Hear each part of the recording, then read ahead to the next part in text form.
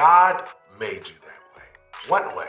He made you to be a representative or to represent Him in the earth. And what does that mean? Thank you so much for joining me once again for another video. I am Cornell Jermaine. I want to invite you to join me here on the channel every week as we bring you awesome content related to leadership, entrepreneurship, and communication. I am so happy to be back with you. If this is your first time with us, thank you for joining me. If you are a regular with us, I appreciate you joining me once again. Today we're going to talk about why God made you that way, right? And we're talking about this from our series of branding your creativity, right? Because I had a conversation with someone just recently, and it was an individual, and she said, oh, I'm not creative like that, you know? And I had to pull out of her the creativity that she did not see, right? And I said, you know what? I think many people think of creativity as this form of entertainment. I said, I want to give them some sound doctrine as it pertains to what creativity is and the nature of a creative, right? Shameless plug, brand your creativity, turn your talent into a thriving business. Something that I go through, and you can check it out at the link below. It's an audio book that is available on audiobook distributing platforms. So check it out, listen to it, see what is necessary for you, take it to heart, start to implement some of the things, and by all means, come back, share with me what it is that you've learned, and let me know if it's helped you at all. So I had to bring you to this conversation, and this will be one of several that we'll have around the subject. And they're gonna be quick conversations, nothing major as it pertains to the length, but I wanna make sure that we dig into this concept so that we can really understand who we are and who we are created to be. The context of our conversation is gonna come from Genesis, the first chapter, and I'm gonna start at the first verse, but I'm gonna jump around and I want you to just follow me. But in your own time, please go back and read it so that you get a full understanding of what we are talking about here today. So Genesis, the first chapter, and the first verse says, in the beginning, God created the heaven and the earth. Then we jump down to Genesis 1, verse 26, and it says, and God said, let us make man in our image after our likeness. Then we go to verse number 27, and it says, so God created man in his own image. In the image of God created he him, male and female created he them. When we look at this particular context of scripture, we see in this final verse of verse 27 where it says God created, he fashioned, he cut out, he drew out, he crafted, if you will, this being. But he did it in a manner that is very significant when it comes to this idea of creativity. He said, let us make man in our image. This word image has to do with the fullness of his representation. It's like you saying presenting, you know what I mean? Him presenting himself to himself, if you will. He was introducing himself to himself, a direct reflection, making this being a reflection of himself, right? So if God said he created man and he created man in his own image, that means he made man to be what? A creative being. This is something that is very significant for us to understand, because as we look at society and the things that have taken place through history, you can directly track where this whole ability to create has been suffocated. It's been sucked out of your mental capacity to the point where people have to be told what to do. You know what I mean? And if they're not told what to do, they don't know how to think for themselves. This idea of creativity is not one where people put in context, like the conversation I was speaking of earlier, where someone is thinking, oh, I'm not creative like that, because they're thinking from the framework of entertainment. They're thinking from the framework of fashion. They're thinking from the framework of arts and performing arts. You get what I'm saying? But creativity is much broader. What we understand, particularly in the Western culture, to be creative from a God perspective is a much bigger conversation, right? The creative is one, simply put, who has the ability, or I should say the capacity to think critically.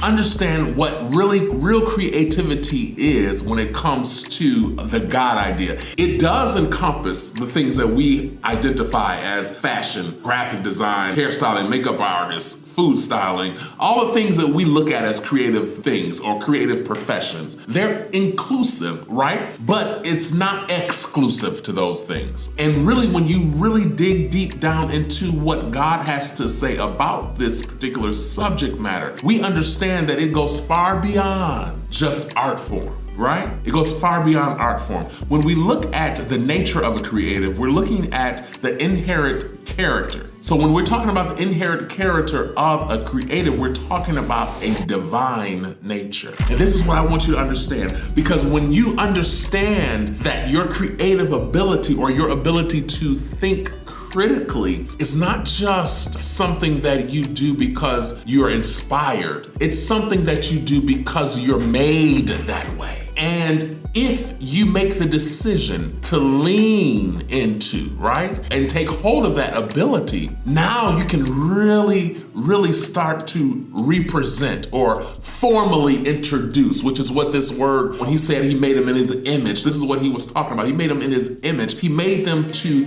represent, right? To represent is how we say it, but I say to represent him in the earth, right? In a creative and innovative way. When we look at this particular subject matter, we have to understand something, and I want to read this because it is so profound, and I think it's going to help you to really grasp what it is that I'm trying to leave you with today. It says, from a biblical perspective, creativity involves using God-given talents and resources to innovate, design, and produce. It is seen as an expression of skill, a form of worship or service, honoring God by mirroring his creative work.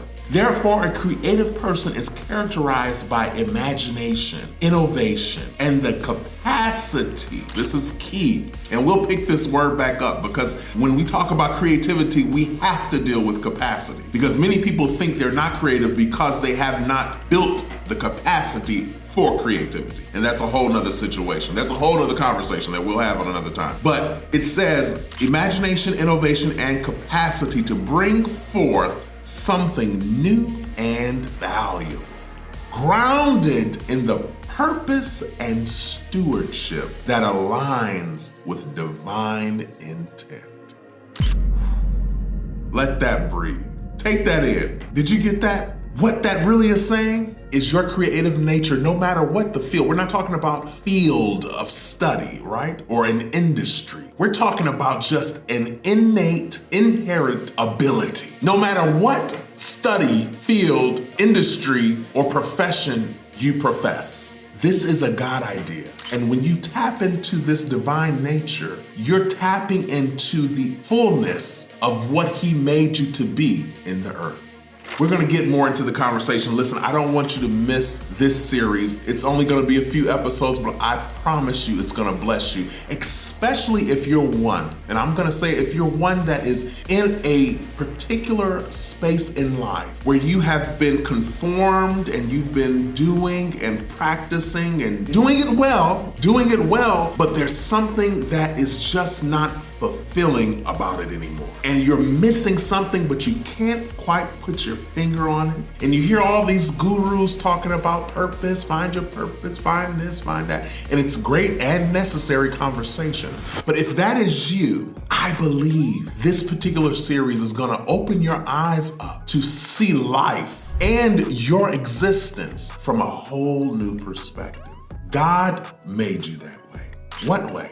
He made you to be a representative or to represent him in the earth. And what does that mean? That goes far beyond preaching, teaching. Many people, when they hear that kind of language, they automatically go to the pulpit. Well, I ain't a minister. Well, I'm not this and I'm not that. Because you're thinking of titles, right? Well, he gave you a title long before you were formed in your mother's womb. And what did he give you the title of? He gave you the title of son, daughter, representative, kingdom ambassador, someone who has already been stamped and approved to represent him in the earth realm. And how will you do that? We'll talk about it more. Listen, hit the subscribe button, like, and share this video. And we'll be back next week, same time, same place. Until then, take care.